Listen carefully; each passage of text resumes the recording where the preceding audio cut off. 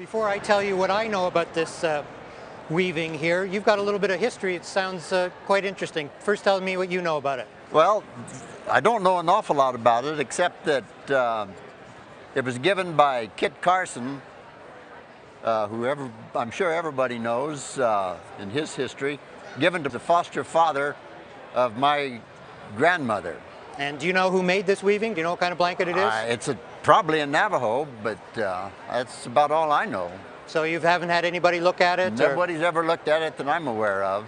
Well, Ted, did you notice when you showed this to me that I kind of stopped breathing a little bit? Yeah, you did. I'm still having a little bit of trouble breathing here, Ted. It took me by surprise because I didn't think much about it. Probably a chief's blanket. But that's exactly what it is, and it's not just a chief's blanket. It's the first type of chief's blanket made. These were made in about 1840 to 1860, and it's called a Ute first phase. A Ute? A Ute first phase wearing blanket. A Ute Chief's first wearing phase blanket. wearing blanket. But it's Navajo made. They were made for Ute chiefs, and they were very, very valuable at the time. This is Navajo weaving in its purest form. All of these things that we see later with diamonds and all kinds of different patterns comes much later than this. This is just pure linear design. This is the beginning of Navajo weaving. Wow. And not only that, the condition of this is unbelievable.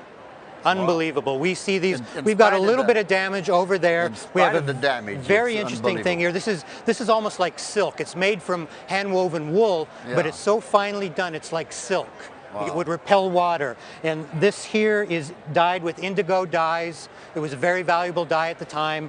And what's really interesting is right here, we have an old repair that was probably done in the 1860s. And it's done with raveled bayeta, which is in itself a very important thing in Navajo weaving. So all involved. It's an extraordinary piece of art. It's extremely rare. It is the most important thing that's come into the roadshow that I've seen. Do you have a sense at all of what we're looking at here in terms of value? I haven't a clue. Are you a wealthy man, Ted? No. Well, sir, I'm still a little nervous here, I have to tell you. On a really bad day, this textile would be worth $350,000. On a good day, it's about $500,000. Oh my God. And you had no idea. I had no idea. I was just laying on the back of a chair. Well, sir, you have a national treasure. Wow. A national treasure. Gee. When you walked in with this, I just about died. Congratulations. Gee. Congratulations. I can't believe this. Now, the value of this that I'm giving is not using the Kit Carson provenance. Provenance is sometimes very difficult to ascertain. If we could do research on this and we could prove without a reasonable doubt that Kit Carson did actually own this, the value would increase again, maybe 20%. Wow. Can't believe it. My grandmother, were poor farmers. They didn't, she had, her foster father had started some gold mills and discovered gold and everything, but there was no wealth in the family at all. Whoa.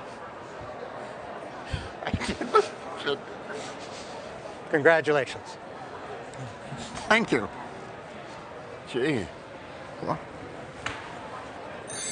I'm amazed. I'm flabbergasted.